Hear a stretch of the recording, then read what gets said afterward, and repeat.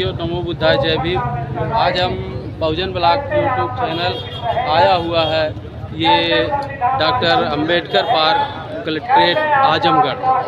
आप लोग देख रहे हैं कि इतनी भीड़, इतना हुजूम जो बाबा साहब को मानने वाले अनुयायी लोग हैं। यहाँ जो व्यवस्थाएं की गई हैं उसमें मैं आपको दिखाना चाहता हूँ कि कौन कौन से लोग हैं जो संवैधानिक रूप से बाबा साहब के दिए हुए संविधान के अधिकार के द्वारा शिक्षित प्रशिक्षित हुए और बहुजन मूवमेंट को आगे बढ़ाने का काम कर रहे हैं। उसमें हमारे साथ यहाँ आई हुई महिलाएं हैं। मैं उन अपने विचार को आप लोगों के समझ में रखना चाहता हूं। बाबा साहब का संघर्ष इतना बड़ा है, इसको बताना बहुत कठिन है।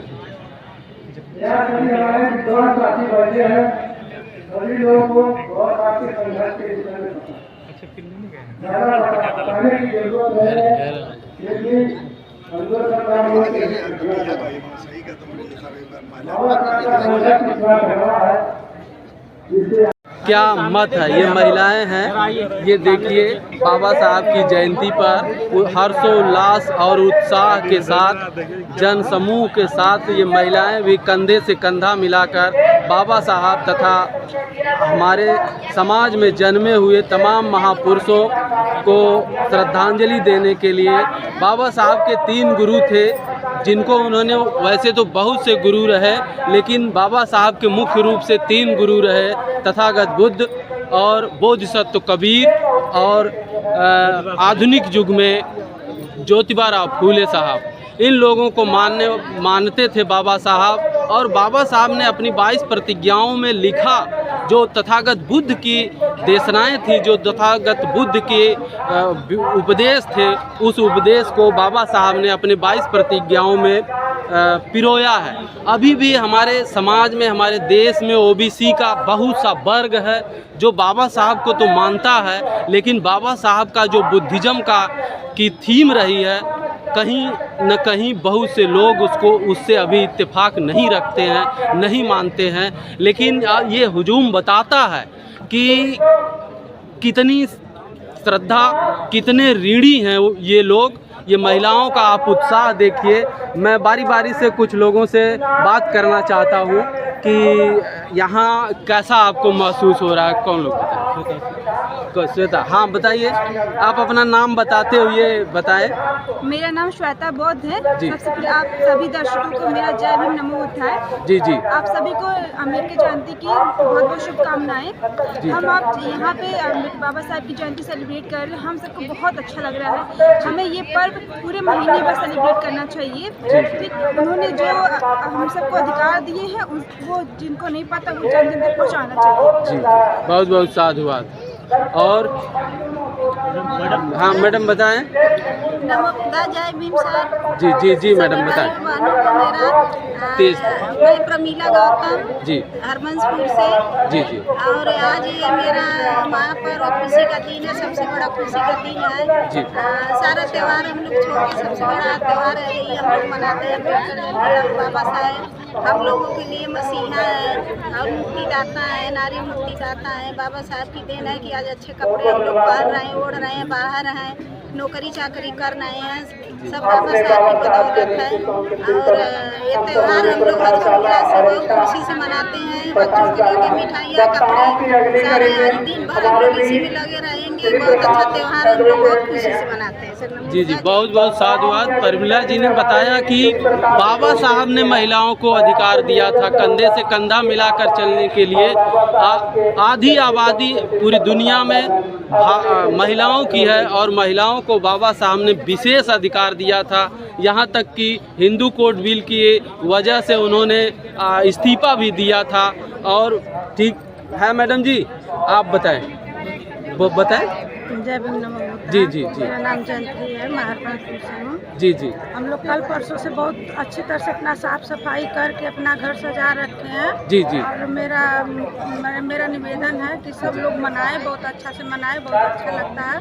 हम लोग को हक अधिकार बाबा साहेब से ही मिला है। जी जी, बहुत बहुत साधुवाद। आपने भी वही बात दोहराई कि कम से कम जो शिक्षा, पानी और आधे आबादी का जो हक था, जिसको बाबा साहब ने हिंदू कोड बिल के नाम पे दिया, ये लगभग काफ़ी महिलाएं मुझसे परिचित हैं, मैं इन लोगों को जान रहा हूँ।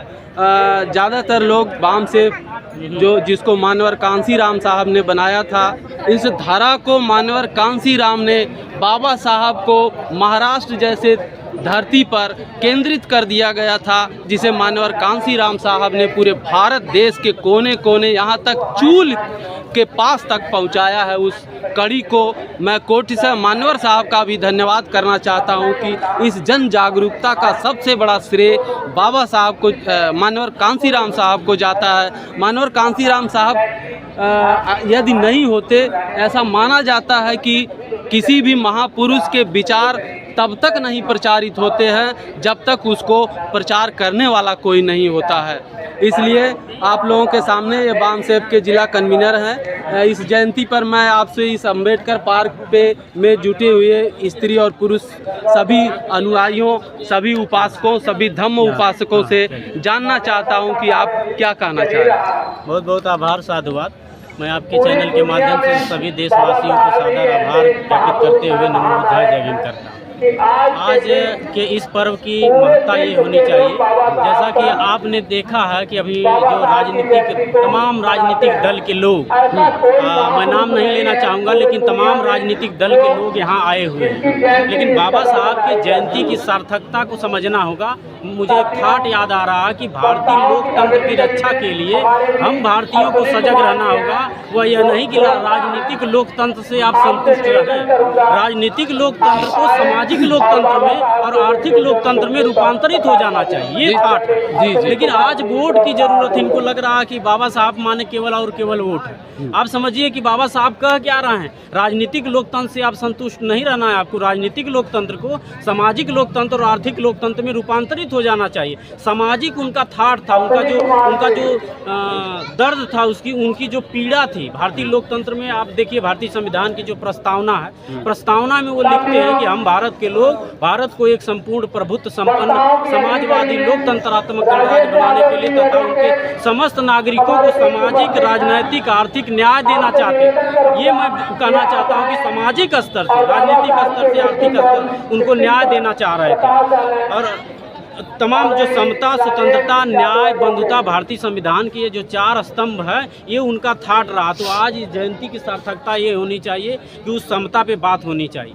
स्वतंत्रता पे बात होनी चाहिए। भारतीय लोकतंत्र जो है, भारतीय संविधान में बाबा साहब की जो सामाजिक एक व्यथा रही है, उस व्यथा पे चर्चा होना चाहिए। केवल राजनीतिक मुद्दा बना के बाबा साहब केवल राजनीति का मुद्दा बन के रह गए। लेकिन इतने बड़े दार्शनिक व्यक्ति को सामाजिक पटल पे नहीं लाया जा रहा है कि बाबा साहब सामाजिक स्तर से क्या चाह रहे थे। भारत देश में जो बाबा साहब अनुच्छेद 25 दे रहे हैं, धार्मिक स्वतंत्रता दे रहे हैं, या इस देश को धर्म रूप से धार्मिक पंथ निरपेक्ष की बात कर रहे हैं, धर्म निरपेक्ष की बात कर रहे हैं, सभी जाति धर्म के लोगों को समान रूप से जीने खाने का अधिकार होना चाहिए था। ये बाबा साहब की आइडियोलॉजी है। लेकिन अभी राजनीतिक स्तर से अभी आप लोग राजनीति खत्म हो जाए तो फिर देखिए बाबा साहब की किसी की कोई ज़रूरत नहीं, बाबा साहब से कुछ नहीं लेना देना। तो आज का मेरा ये संदेश है कि आप बाबा साहब राजनीति पूरे जीवन भर राजनीति किए, राजनीतिक स्तर के व्यक्ति रहे हैं।